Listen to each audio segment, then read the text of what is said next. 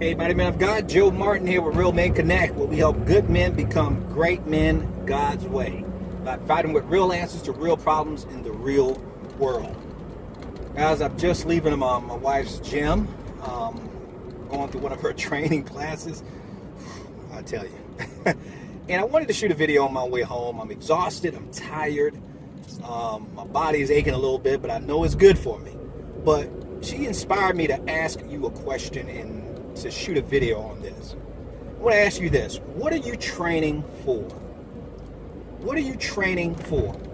My wife has been running a fitness business probably for the last, I guess, it's been lost count. I think it's 7 or 9 years, 7 or 8 years, I don't know. But it's been more than at least 7 years. And her workouts are some of the most challenging workouts I've ever done. And she switches it up all the time. And I used to always complain to her when I first started working out with her, because I've been working out for years, but yet I never master her workouts. And I always ask Tanya, I said, Tanya, what are we training for?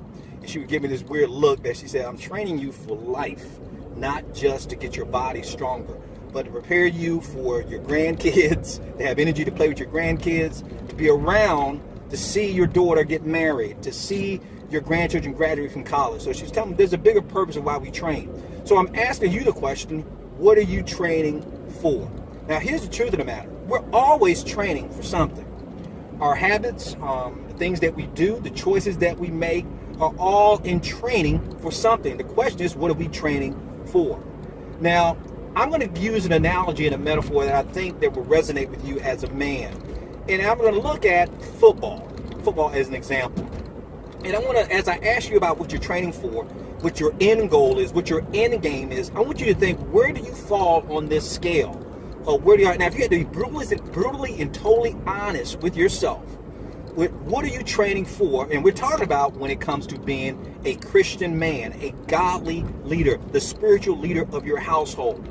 Now you say, well, Joe, that's the goal. Well, we know that's the goal, but let's see where we fall on that as far as on how we're training. Remember, I told you, your choices, your decisions, your actions, your words, everything we do is revealing what we're training for. Now let's start in the beginning. So we know the ultimate goal is that we want to be fully mature in Christ. We want to be the men that God called and created us for. That's the end goal. If we want to look at it as a football analogy, that is the Super Bowl for us as men. But let's get honest. What are we training for? Are we training first to be a fan? A fan? Because you know what? Fans of right now of Philadelphia, they're celebrating because the team won a Super Bowl. But what were the fans training for? To be fans? Because now if you're a fan, that means you're going to the game, to watch the game. And no matter how good you are as a fan, sometimes you may choose not to go to the game. If you don't show up at the game, nothing changes, nothing happens. The team doesn't get mad at you. The coaches are not calling you up because you're just a fan.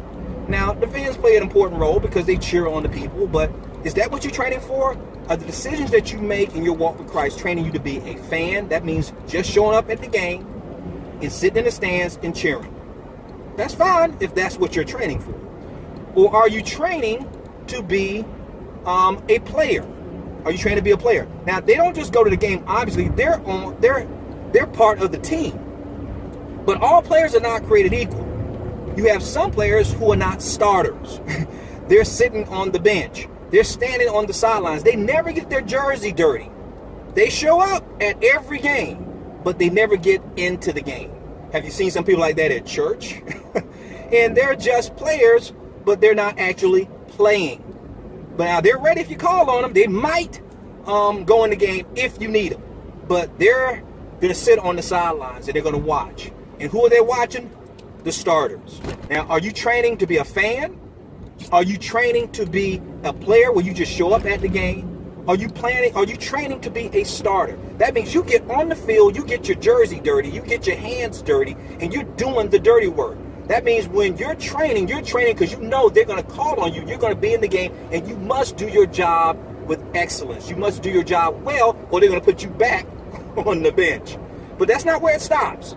So we're training to be either a fan with our choices. We're training to be a player who doesn't get in the game. We're just a bench warmer. We're just on the sidelines.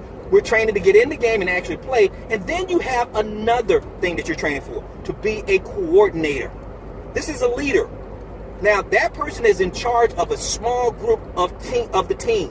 It might be the offensive coordinator, the defensive coordinator, the special teams coach. This is a coach who's been given responsibility for a small group of people, and they're expected to get that small group ready to play every Sunday. And if that small group that they're in charge of is not playing, that coach goes to them and say, hey, what's going on?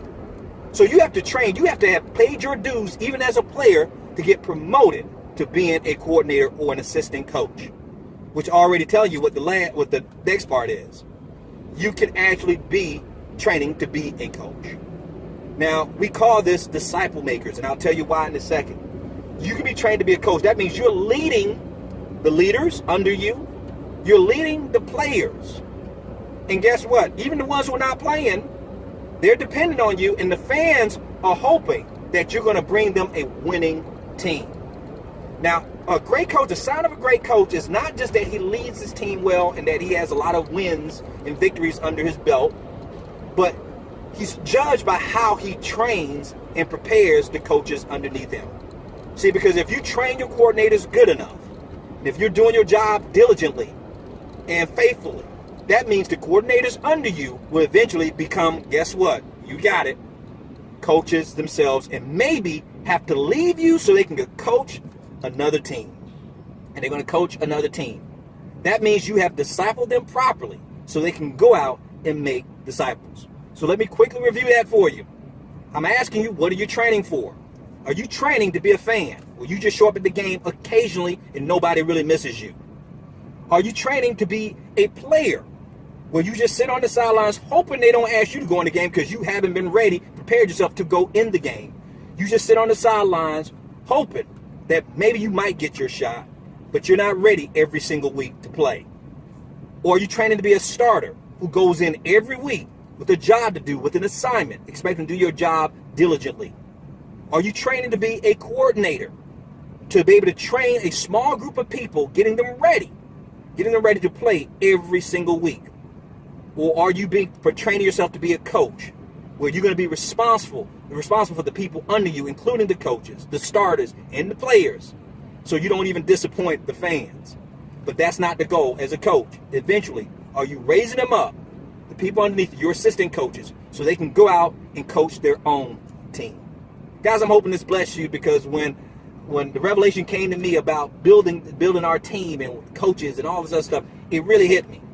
Guys, every single day you get up in the morning, you are training for something. Ask yourself, what am I really training for? Guys, we're males by birth, but we are men by choice. And each and every day you must choose how you would train to be the man God called and created you to be. Because a male is a terrible, terrible thing to waste. So until next time, be blessed, stay strong, and as always, stay in God's grip. Talk to you soon.